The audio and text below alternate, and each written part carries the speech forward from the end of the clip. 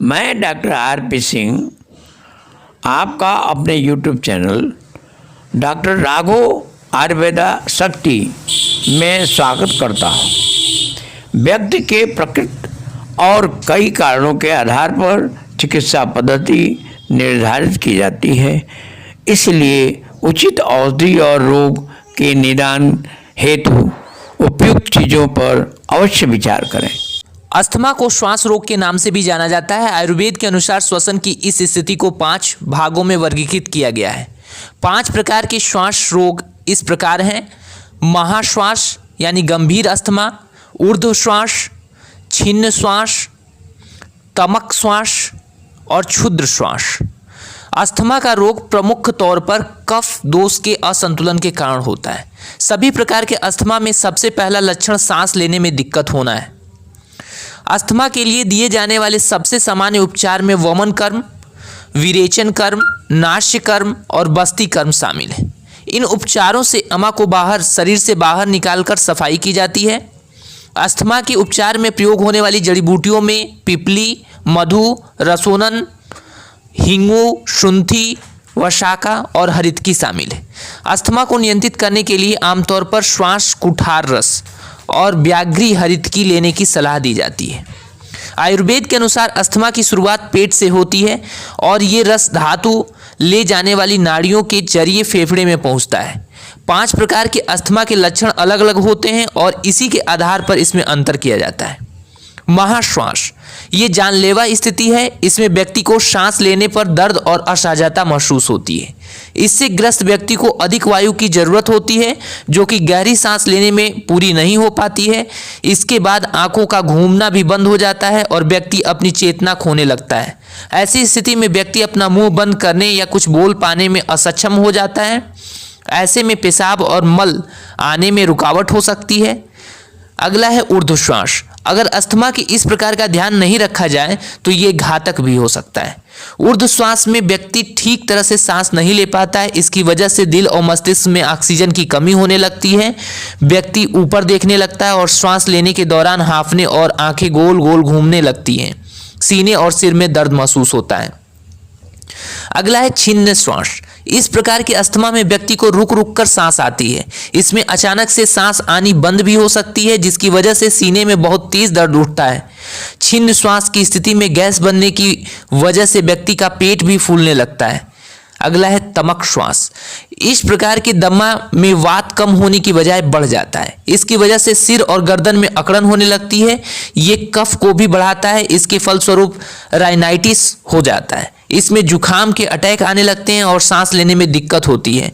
सिर और सीने में बहुत तेज दर्द उठता है, जिसकी वजह से व्यक्ति अपना होश खोने लगता है। बलगम के निकलने पर इस समस्या से राहत मिलती है।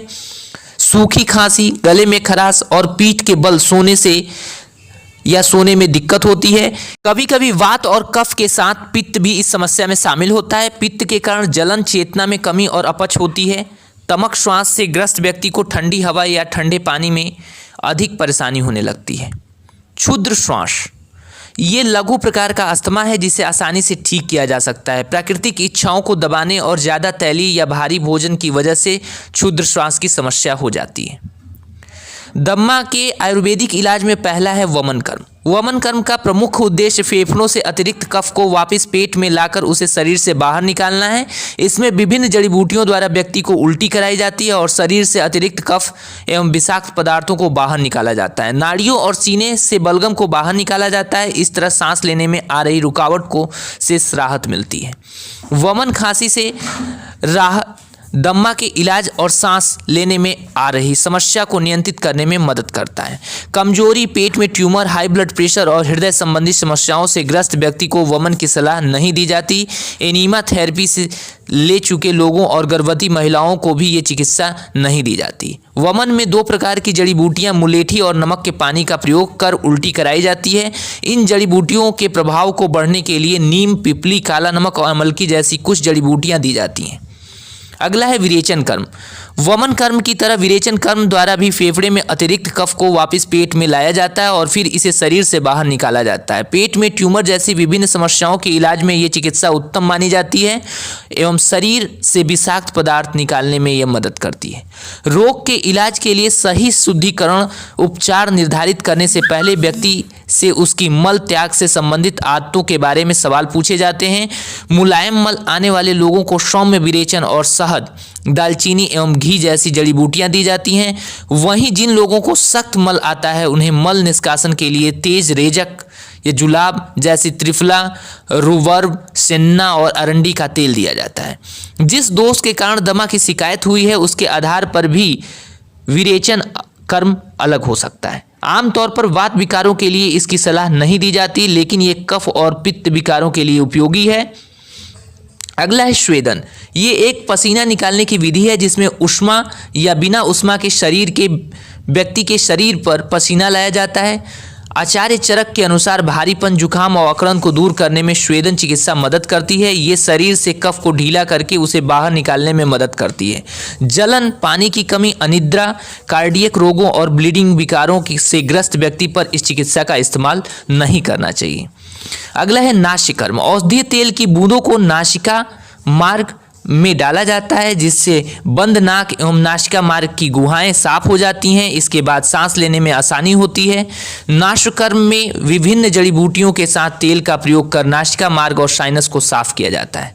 अगला है बस्ती कर्म। ये एक एनीमा क्रिया है जिसमें जमे हुए त्रिदोष को साफ किया जाता है। इससे अतिरिक्त कफ बाहर निकल जाता है और सूजन में कमी एवं सांस लेने की प्रक्रिया आसान होती है। वस्ती कर्म में प्रयोग होने वाला काढ़ा या तेल विभिन्न जड़ी बूटी औषधीय जड़ी बूटियों के गुणों से युक्त होते हैं। ये आधुनिक एनीमा की तरह नहीं एवं इसे इस्तेमाल से पहले ताज़ा बनाया जाता है। दम्मा के आयुर्वेदिक जड़ी बूटियों और औषधियों में पहला है पिपली। पाचन, श्वसन और प्रजनन रोगों के इलाज में पिपली का इस्तेमाल किया जाता है। पिपली कफ निस्सारक भी है जो कि शरीर से बलगम को निकालने में मदद करती है। इस गुण के कारण पिपली कफ रोगों में उपयोगी होती है। ये ब्रोंकाइटिस, अस्थमा एवं अन्य कफ विकारों में फायदेमंद है। ये शरीर से विषाक्त पदार्थ को बाहर निकालने में मदद करती है। पिपली के कारण पित्त बढ़ सकता है, इसलिए इसका इस्तेमाल सावधानीपूर्वक करना चाहिए। अगला है मधु।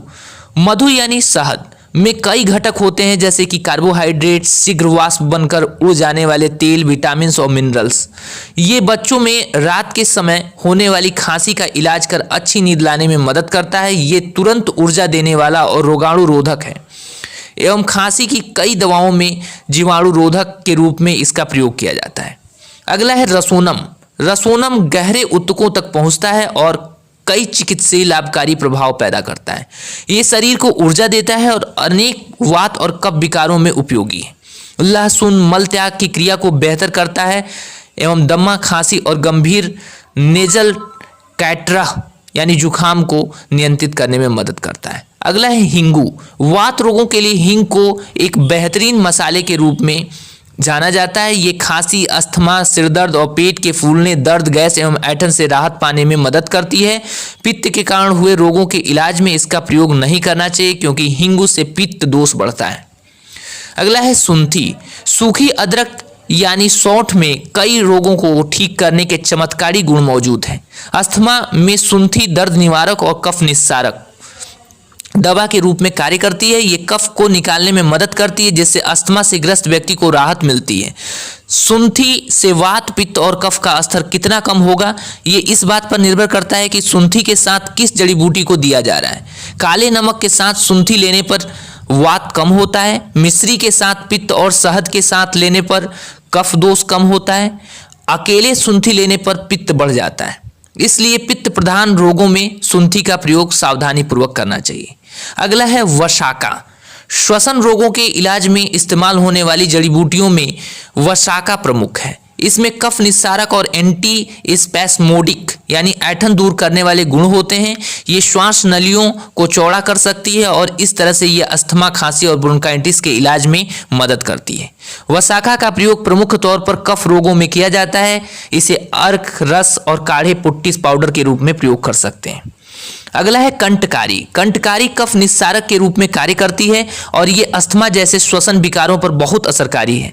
गंभीर खांसी, दमा, गले में खराश, टीबी और बुखार जैसी कई समस्याओं के इलाज में ये जड़ी बूटी काम आती है। अगला है हरितकी। हरितकी ऊर्जादायक के रूप में कार्य करती है और ये अनेक स्वास्थ्य समस्याओं जैसे कि अस्थमा, खांसी, कर्कश आवाज, पेट फूलने, गैस और गले में खराश के उपचार में उपयोगी है। गर्भवती महिलाओं और अत्यधिक थकान एवं पानी की कमी से ग्रस्त व्यक्तियों का इसका इस्तेमाल सावधानी पूर्वक करना चाहिए। अस्थमा के इलाज के लिए आयुर्वेदिक और मिश्रित औषधियों में पहला है श्वास कुठार रस। ये एक हर्बो मिनरल मिश्रण है जिसमें वत्सनाप, पिपली, काली मिर्च, अदरक और डिटॉक्सिफाइड एवं शुद्ध मिनरल जैसे कि पारा, सल्फर, सुहागा और आर्सेनिक सल्फाइड मौजूद होते हैं। इसे अस्थमा और एलर्जी से संबंधित रोगों के इलाज में बेहतरीन औषधि के रूप में जाना जाता है। अगला है व्याघ्री हरितकी। इसमें कंठकारी हरितकी, चर्तुचटा, मधु और पूरन गुण शामिल हैं। ये सभी चीज़ें कफ निकालने के लिए जानी जाती है और खांसी के इलाज में इनका प्रयोग किया जाता है। इस मिश्रण में मौजूद सामग्री श्वसन विकारों को नियंत्रित और उनका उपचार करने में उपयोगी हैं। प्राचीन समय से ही खांसी और अस्थमा के इलाज में इस मिश्रण का इस्तेमाल किया जाता है रहा है।